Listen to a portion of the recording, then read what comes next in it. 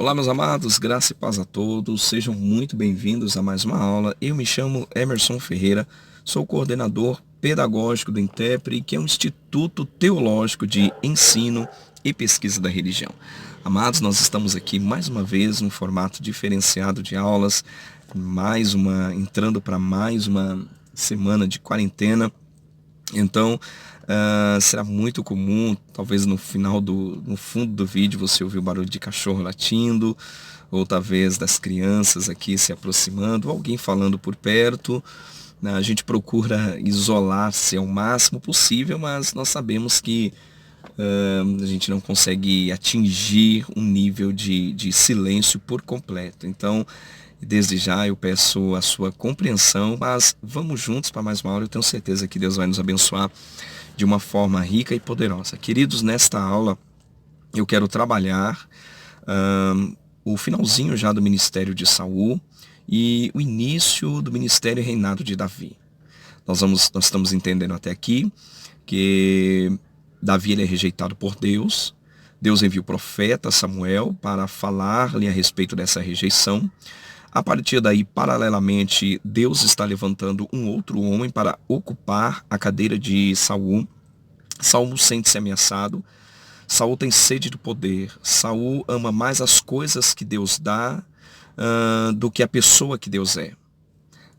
Saul, então, ele sente-se ameaçado porque ele começa a ver na pessoa de Davi, que a princípio se aproxima do palácio real. Davi é um moço a quem um oficial do reino havia o indicado, então ele começa a trafegar mais próximo do radar do palácio real, e então passa a ser o cantor eleito, né, o cantor preferido de Saul, que enquanto ele estava endemoniado, eram as belíssimas canções de Saul que o livrava daquele tormento.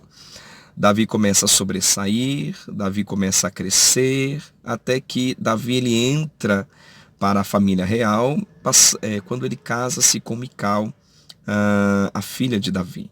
Oficialmente, membro da família real, Saul começa a observar mais e mais a cada dia que passa que, de fato, aquele homem a quem Samuel se referiu, que seria colocado em seu lugar, dada a sua rejeição, Saul vai entendendo que esse homem se chama Davi.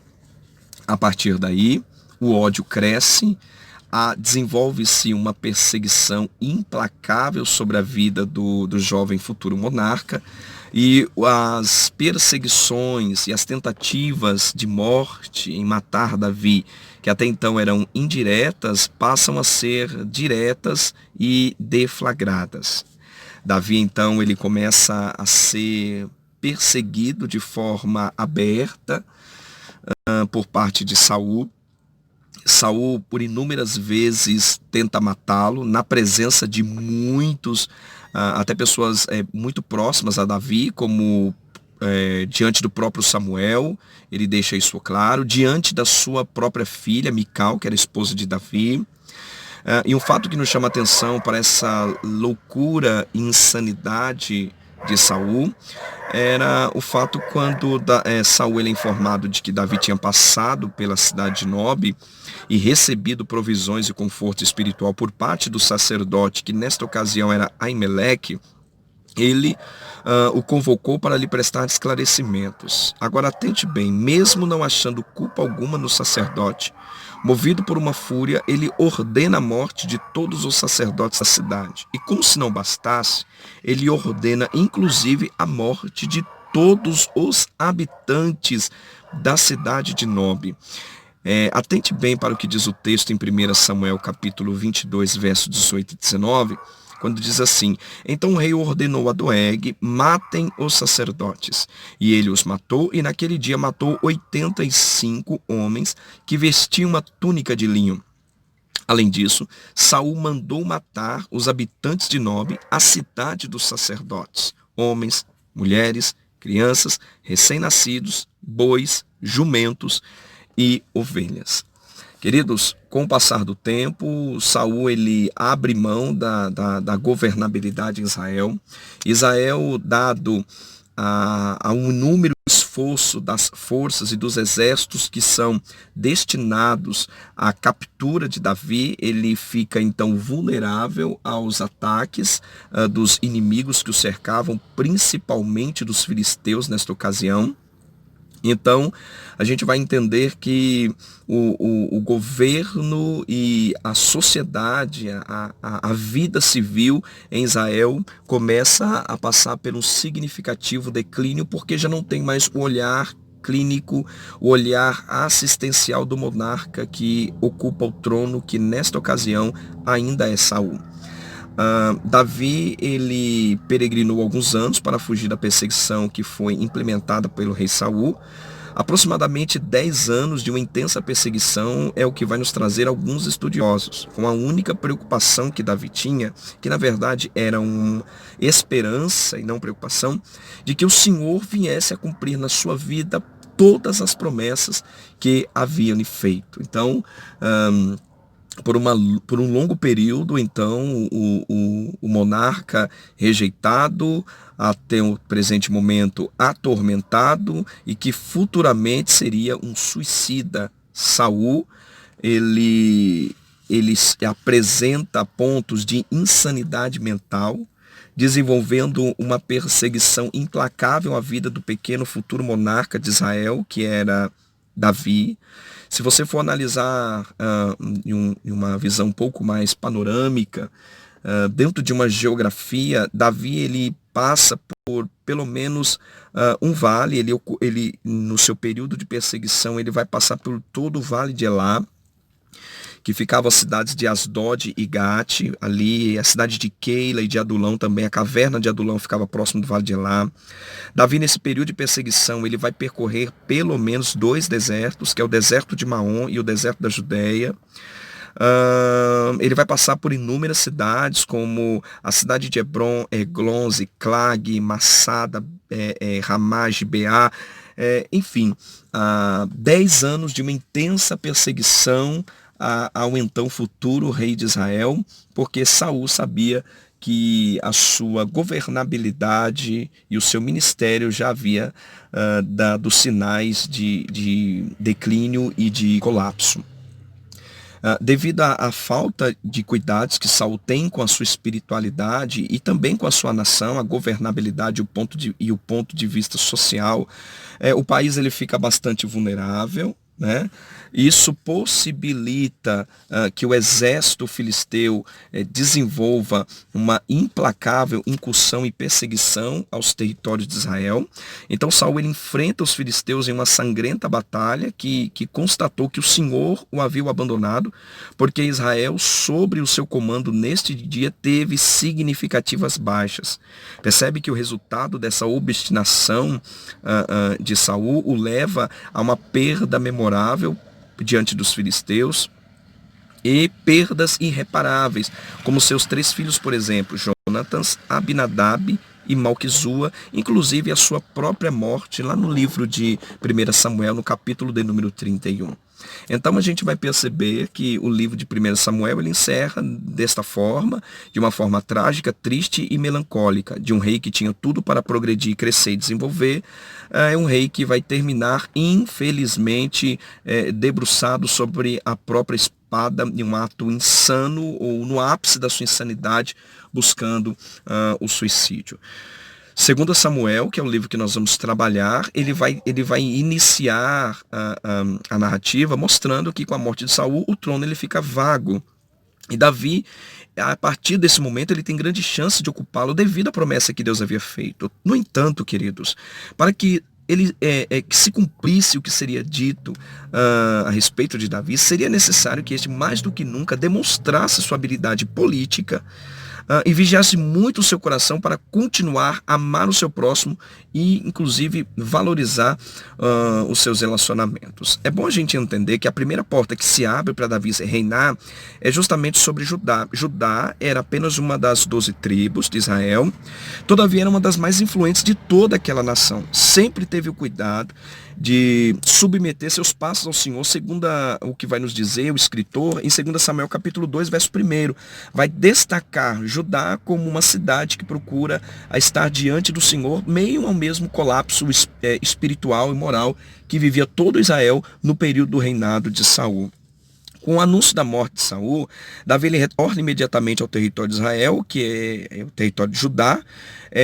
Uma porque Davi era natural daquela região, daquela tribo, e por ter oferecido segurança àquela tribo nos anos de suas fugas. Então Davi ele é um ungido rei sobre Judá apenas.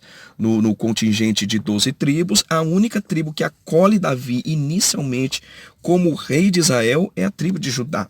O restante da nação ela vai ficar sob o poder de um herdeiro de Saul, que era Esbozete. Então percebe aí que o início de 2 Samuel ele vai iniciar com a narrativa de um conflito civil interno, que é nada mais nada menos o conflito dos da casa de Davi e o conflito dos chamados da casa de Saul. Em Judá, então Davi ele reina por cerca de 7 anos e meio.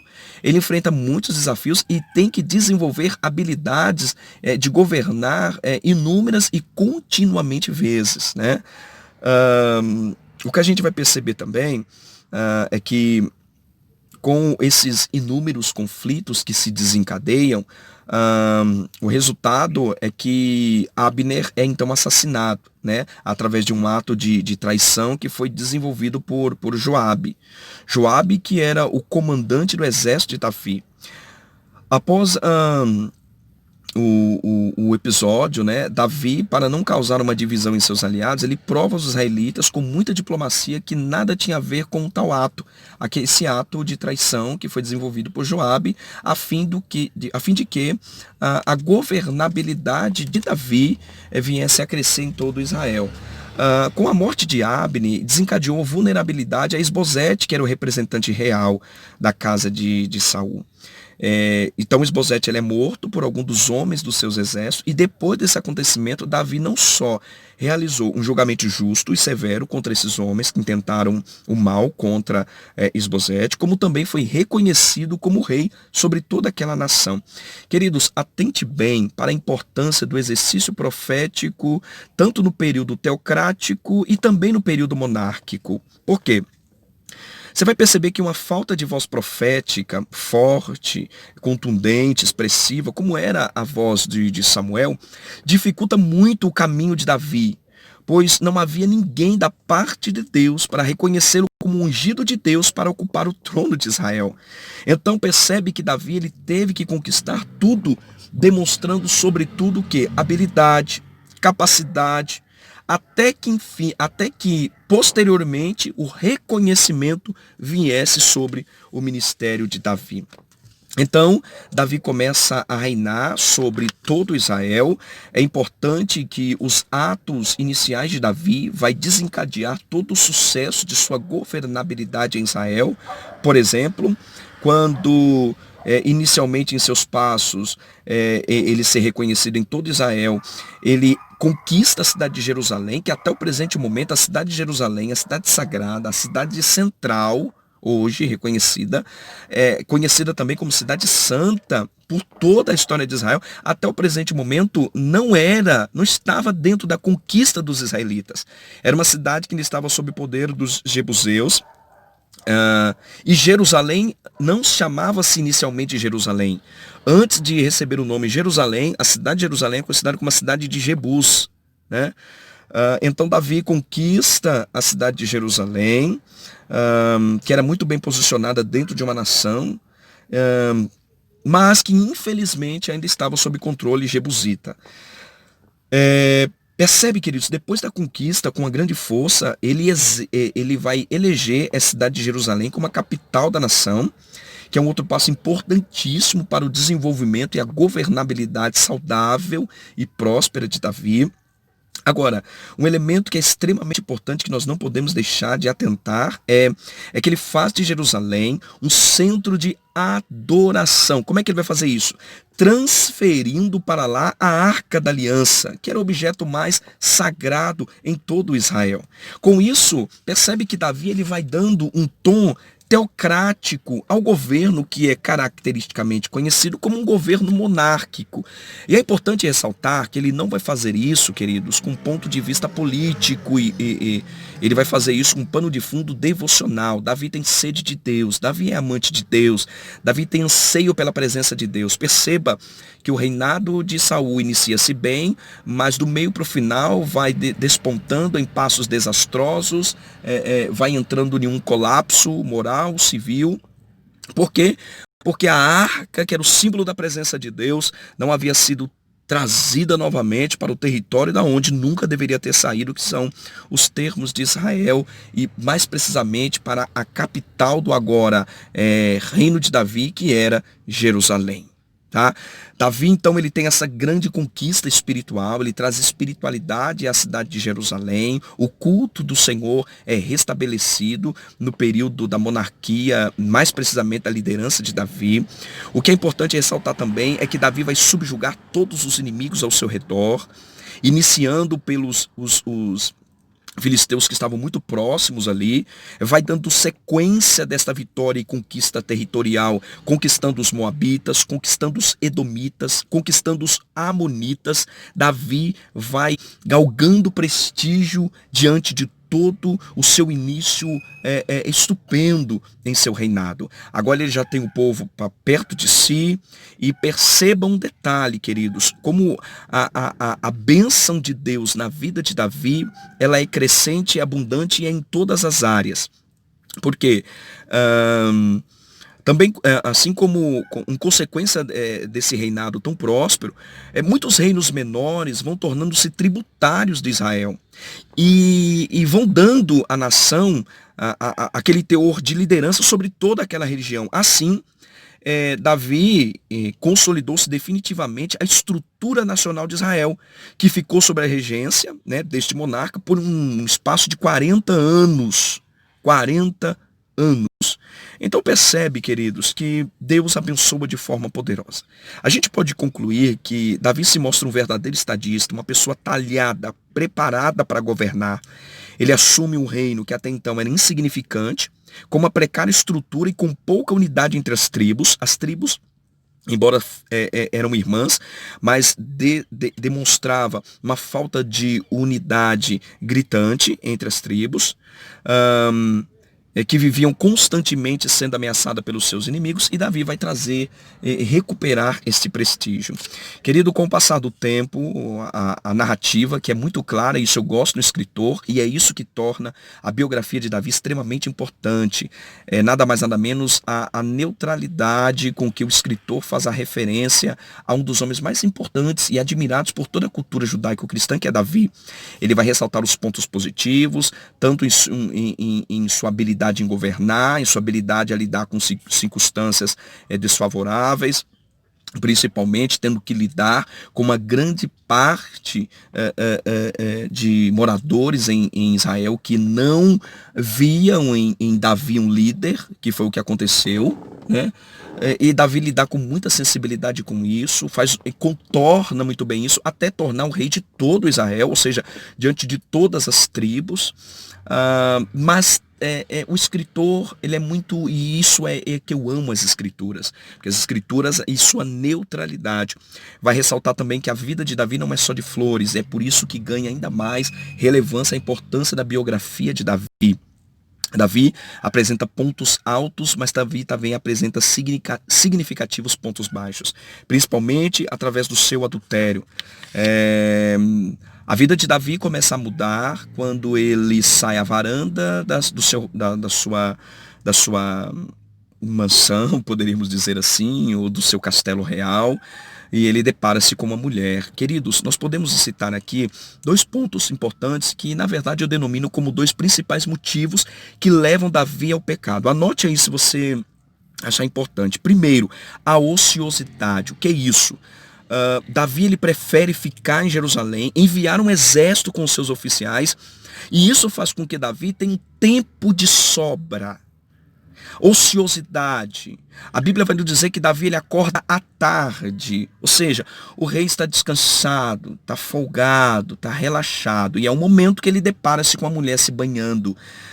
E o momento em que o rei deveria estar em guerra é o momento em que Davi está descansando e relaxado. Esse é o momento propício para que Davi ceda à sua tentação. Isso não quer dizer que nós não tenhamos a necessidade de descansar, mas que devemos ser prudentes em nosso momento de descanso. Outro ponto são os mais variados casamentos que Davi constitui. Davi, na época do adultério, ele já tinha 7 mulheres. Dentre elas, Ainoã, Abigail, Maaque, Agite e outras. Tá? As consequências, queridos, do pecado de Davi são terríveis. A consequência, primeiramente, na sua vida espiritual, no seu relacionamento com Deus. Há uma consequência no trono, porque a governabilidade de Davi começa a perder todo aquele respeito e todo aquele sucesso. Um outro elemento significativo vai ser a espada que é desembainhada sobre a sua casa. A perda da harmonia familiar na casa de Davi é percebido de uma forma contumaz e extremamente triste. A gente vai ter casos de, após o pecado de Davi, casos de fratricídio, um irmão matando irmão, dado uma situação onde Aminon ele tem relações forçosas com a sua co-irmã, que era irmã de Absalão. Absalão, ao saber desse estupro, desse ato de estupro dentro da família real, ele então se vinga de seu irmão, matando-o, vinga-se seu irmão matando. Então aí você já tem caso de estupro, caso de fratricídio dentro da família. E por fim, acredito que um dos elementos que trouxe mais temor e instabilidade a Davi foi a perseguição impetrada pelo então seu filho chamado Absalão. Absalão persegue de forma terrível.